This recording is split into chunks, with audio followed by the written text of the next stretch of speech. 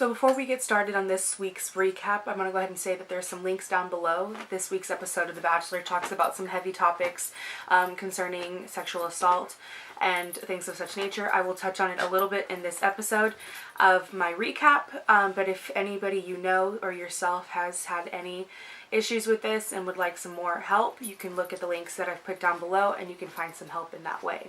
Also, as you can tell, this episode is being uploaded a day later than it typically would be.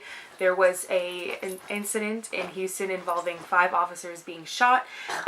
We have our prayers going out to them. It was an undercover operation that went awry, and so our thoughts and prayers are with them as well, and hope that everything goes well. So, without further ado, let's get into our recap. Okay guys, so on this week of Bachelor recap, this is week 4, so this is when things start to get good. You're down to the girls' names that you actually know. Some of the girls made it this far that I'm surprised have made it this far, so it's kind of interesting that we're, that I'm seeing some of these girls, like Karpa, she's still around. I'm surprised, but hey girl, she's hanging in there. She's in the background. I don't think she'll be here much longer, but she's hanging in there. She's top 15. She made it to week 4. Good for you, girl. Good for you.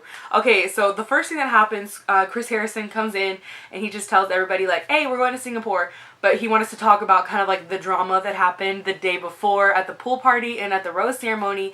And this is just like the most genius thing they did ever, like mind game wise. He goes and talks to Hannah B, and he's like, well, in front of everybody, and he calls Hannah B Kaylin.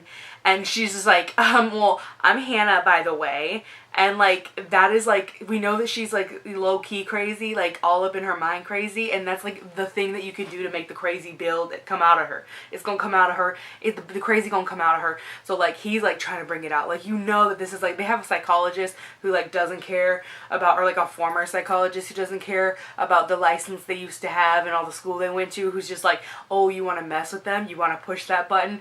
This is what you're gonna go do. You know, the enemy she has? Call her by that name. And so that's what they're trying to do. So I thought that was like, oh, Chris Harrison. What you doing, Chris Harrison? I thought that was wild. I thought that was so crazy. I was like, he did not, because you know he knows all of their names. He did not just call her by the wrong name. He did not just call her Kaylin. So for the first date card, it's a one-on-one date. Tasha gets the one-on-one date. She goes on the date. She's just so pretty. She's just so classy. It's a good date. They go on this like bungee thing and they like conquer their fears, even though they're like both not scared of like heights, but it is kind of scary to like just like drop all these feet, whatever. They have a great date. She opens up that she was like formerly married. She was in a relationship for like 6 years. It was her first boyfriend, whatever. And like in the last year and a half, she's been basically going through a divorce, which seems to me pretty recent.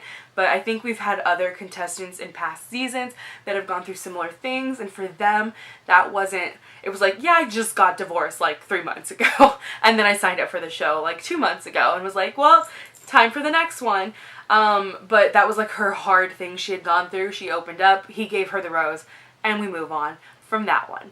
So then we go to the group date. So basically there's 15 girls, 13 of the girls are on this group date. So it's a lot of people. Demi is on the group date. Demi is being her lovely manipulative self. She's literally just like on top of Colton, like literally on top of his back, like all these things. And then Colton is just like, oh look, leech lady. Like I wonder where he got that idea from. Like Demi is literally leeching on him. I wonder where he got that idea from.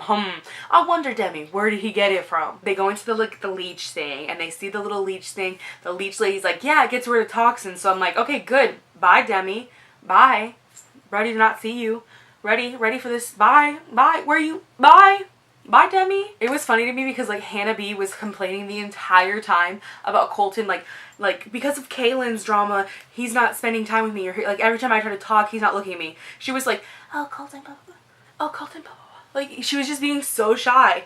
And it was like, okay, like the one time that he was like, oh, Hannah, blah, blah, blah, blah, blah, blah, blah, like talking and like making eye contact with her, she was like looking over here. Like, I don't know, Colton. And he's like over here. Like, I don't know, Hannah. And she's like, I don't know, Colton. I don't. Like, look at him. Look at him and his eyeball. So later on in the group date, they had like, you know, the time where they get to go like chill and have more one-on-one time after they were out in the streets of Singapore. So then Hannah was like, you know what, Colton, let's talk, let's have this time. And they talk about everything, and kind of, she was like, up front, she was like, I hope that you don't see me in a different way. And he was like, you know what, like, I feel like I got my Hannah back. And so then they kissed, and they were like, we're Gucci, we good, we good, we good, we fine. And so we're all fine. They're fine, they're good. So let's see where the drama goes for the rest of the episode, right? After Hannah, I think Colton and Cassie start, like, hanging out, and I just love seeing them together. Like, honestly, I love seeing them. They are endgame. Can they not be? Like, if you think that Colton and Cassie are endgame, give this video a like. Let me know, comments down below. Do you think that they're endgame? Who do you think is endgame? Because Cassie is my prediction for final 2, but I honestly feel like she's, like, she has to be the winner. Cassie has to be the winner, because, like, I think she's so cute. Her energy is so, like, precious and all these different things. Like, I just feel like they go so well together. And, like, her and Hannah G, which is my other final 2 prediction, they haven't had a lot of, like, on-screen time together. So I'd like to see them get more on-screen time, especially as we get rid of more of the girls. But I feel like we're going to see some really good chemistry build. And I just really think that, like, him and Cassie, when I was watching it, I was smiling. I was like, why am I smiling, like, literally watching this right now? Like, they were so cute. Endgame, endgame, endgame, endgame, endgame.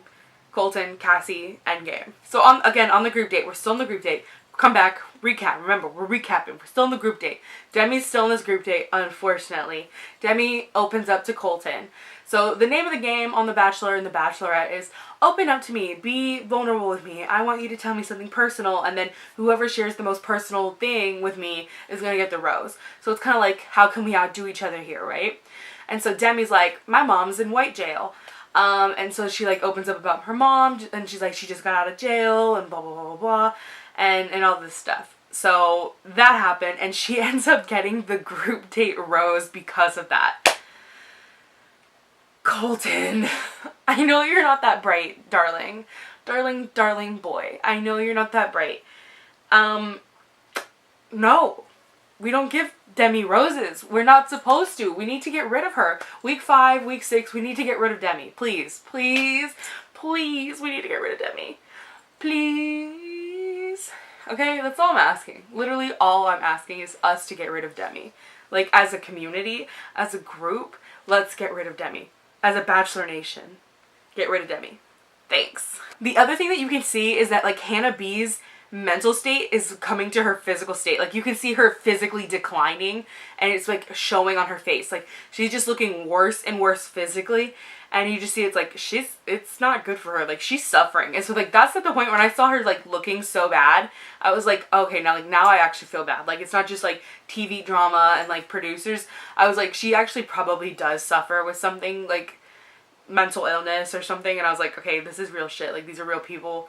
This isn't a TV show, like a real TV show with characters and stuff. Like, I started to feel bad, and I was like, oh, dang it. So then I felt bad here, and so then I was like, can we squash this beef or something? I don't know. After the group date comes the next one-on-one date.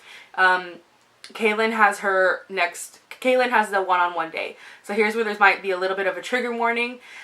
For some people, I'll try to go over it briefly. For you guys, but Kaylin opens up about having been sexually assaulted while she was a sophomore in college. She was drugged and raped, and taken several photos of her while she was passed out at a friend's house, or a fraternity house is what it sounded like. And I think that Colton really made her feel heard and respected, and made a safe place for her. Really, it felt that she made it seem that she felt safe, respected, heard. And so for her, he made her feel safe. And so I think that he did a good job because of those things. And that's really what you want in a moment like that, when you're being vulnerable and you're expressing yourself and the things that have happened with you. I think that he did a very good job in that moment, and he handled it very, very well. And based on her reactions especially. And I think that he couldn't have done any better because of her, based again on her reactions. That's exactly what she needed, because, you know, not everybody needs the same kind of response or reactions or any of those kinds of things too. Because I think a lot of people think there's a blanket response to when you're hearing people talk about their traumas or things like that. But I think that Colton generically, broadly handled it very, very well, but for Kaylin in particularly, really made her feel safe, heard, and accepted when she spoke about it, and she spoke about it with strength and power. Again, I want to remind you at this point that I do have some links down below for some organizations if you, someone you know, or if something you want to help out with, send some donations or spend some time helping out with some of these organizations. You know, just seek some help. These are some good organizations where you can talk to somebody, or, you know, just spread it around, because you never know who needs something like this. But, so he ended up giving Kaylin a rose, of course, and they seem to be building a very solid, good relationship. So now moving on to, some other random drama, on from the deep things, okay? Let's move the tone a little bit. Hannah G and Colton start, like, making full out. Like, literally just, like, making out. And this, like, one of those things was, like, full on confirmed my final two prediction again. I was just, like, them just, like, making out, and the amount of time they put it on screen and all these different things. I was like, damn, like, this to me confirmed my prediction. And, yeah, I was like, yep, she's final two. She has to be, because, like, there's just no way. There's just no way. She has to be final two. Or, like, she's up there. She's definitely final four. I don't know. I feel like I have a good final four, and maybe I'll put a final four prediction in one of these videos soon. But I have, like, a gut final four, too. But yeah. And then as we go into, like, our little, like, cocktail party in the hotel situation, Kaylin decides to take the initiative and pull Hannah B aside, which I thought was awesome. And she basically said, hey, let's squash the beef. There's no reason for us as women to not support each other and not do all of these things and, like, have each other's back. We're in the same thing. We run in the same circles. We're here together. Like, why shouldn't we support each other? Why shouldn't we, you know, be okay with each other? Why shouldn't we be friends? Why shouldn't we, you know, have all these things? And she had a really beautiful conversation with her. You know, Kaylin's being very eloquent and well-spoken about all these different things.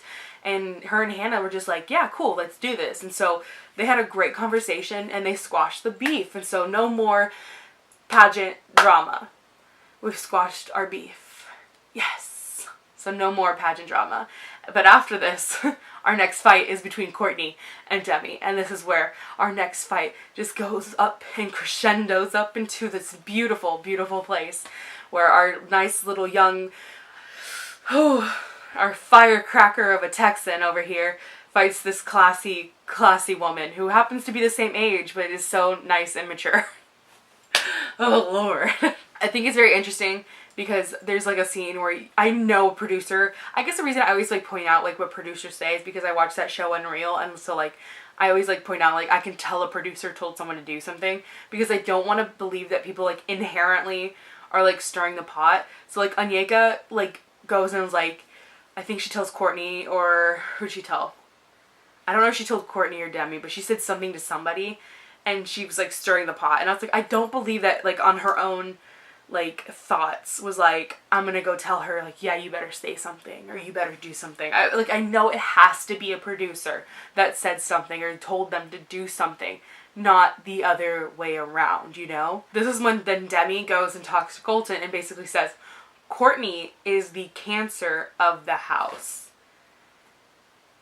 These are fighting words. And this is all because Courtney said to her, like, in a calm, classy manner, basically saying, you know, calm down, you need to be more mature about things, you need to be chill, you need to, like, whatever, speak, you know, kindly, and just, this is, yes, somewhat a way that you can see this is a competition, but really we're not here to compete with each other, we're just trying to be more respectable about each other. You don't have to just jump on this thing and try to fight people for time. We have to be more respectable and more, you know, respectful towards each other, rather. And so, and Demi got all butthurt, basically, you're saying I'm not classy. And I was like, yeah, because you're not, but okay, cool. And it was, like, interesting because, like, as Demi's telling Colton, like, he gets so in his head, like, hearing the words, but he doesn't look at body language at all, because Demi is just smiling the entire time she's saying, she's the cancer of the house. I really don't want to be saying this because I'd much rather be telling you other things right now. Like, look at her body language. Look at what she's saying to you right now. And like Colton is so easily manipulated. Like you just tell him one thing. I think he's like a chronic overthinker because he just starts overthinking. And like all these things, he doesn't look at like what's happening right in front of him. So then Courtney goes right in and basically just like, I'm not doing well. Like she's basically so fake. She just wants attention. And are we shocked? Bachelor Nation, are we shocked? No, we're not shocked. We're not shocked in the slightest. So then after this whole thing goes down, Demi's out talking shit about Courtney. Courtney comes back out from talking with Colton, and then Courtney goes, so I want to take a quick poll here. Who here thinks that I'm the Cancer of the house? And Demi's like, hands up, immediately. And then everyone's like, you what? Oh my god, like I never would say that. Who would say that? Blah, blah, blah. And so like Kirpa this entire time is literally just laughing. That would so be me. I'd be like, this stupid drama. Like I would just be like, bitch, what? Like I would just be so in the back corner, like drama free. Like what is happening right now? Like these girls are fighting over nothing. Since this is the main drama and this is the peak of the episode, we're about to go to the rose ceremony. I think it's important that we go through what are the attacks that Demi believes Courtney is putting up against her. The first attack that Demi says that Courtney is pitting against her is that she's playing God. Well, does Demi think that she says everything that's correct? That all her opinions are right? That everything that she says is important? That everything she does is the right thing? That she does everything the right way? Yeah, sure sounds like it. So I'm gonna give that 1 point to Courtney. The next one that allegedly Courtney is saying against Demi and Demi disagrees with is that Demi has no class. Well, through her actions in the last 4 weeks, I would agree with yes. Even from her promo, yes. No class. No class. I literally eat on my YouTube channel, but at least I can go to a nice restaurant and handle myself. But I mean, come on. The next one is about Demi's maturity. Yes, they might be the same age, but maturity doesn't have to do with how many years you've been on Earth. It's how mature you are. Now, is Demi mature? Well, why don't we watch our last 3 episodes of recaps and talk about that? Because I think the answer there is, hell no. And like this whole time, I'm here thinking, I'm like, Demi has a fucking rose. Demi has a fucking rose. Demi has a fucking rose. Can we switch Demi's rose and give it to Courtney? Like, I don't think Courtney like necessarily like needs to stay around because I don't see her with like any kind of like romantic feelings really with Colton. But like, she deserves it way more than Demi. Can they just both go home? Like, Demi just doesn't deserve to be here. And she doesn't make that good of TV. She's just annoying as hell. And, like, I guess she makes my channel interesting because I get to just yell at her this entire time. But she's just annoying as hell. Ugh, I can't stand this girl. I swear. And, like, I like, refuse to believe this how she is as a person. Like, I refuse that. I refuse. This is a character. She's not a real person. No one is this annoying. I've met people this annoying. But I refuse to believe that she is this annoying and obnoxious and like, again, I'm gonna say it, Becca M would never. Becca would never. Becca would never, okay? Becca M was like younger, wasn't she? And she would never. She would never. Becca M's probably this age now and she's like more grown than ever. So, to wrap up this whole recap, we get to the final rose. Final rose goes to Onega. And so we send home 2 of our bachelorettes. And that would be Courtney does go home and Tracy. So Demi is all smiling, laughing, giggling, and she gets to see 2 of her enemies leave.